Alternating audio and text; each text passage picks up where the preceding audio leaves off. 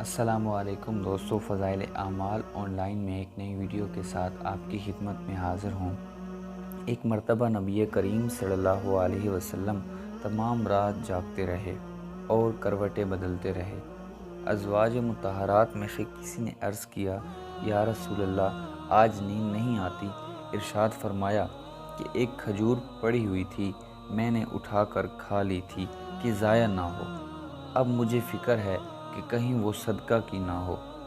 اقرب یہی ہے کہ وہ حضور کی اپنی ہی ہوگی، مگر چونکہ صدقہ کا مال بھی حضور صلی اللہ علیہ وسلم کے یہاں آتا تھا، اس شبہ کی وجہ سے نبی اکرم صلی اللہ علیہ وسلم کو رات بھر نیند نہ آئی کہ خدا نخواستہ وہ صدقہ کی ہو اور اس صورت میں صدقہ کا مال کھا گیا ہو۔